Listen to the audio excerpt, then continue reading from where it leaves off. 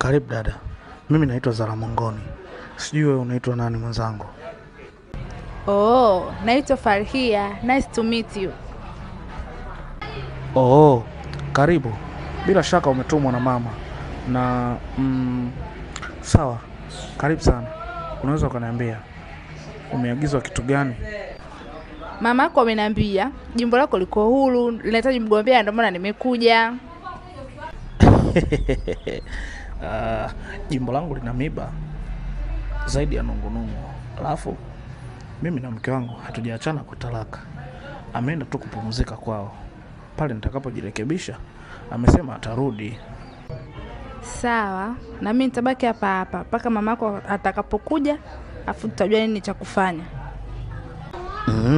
Haya. Basi karibu.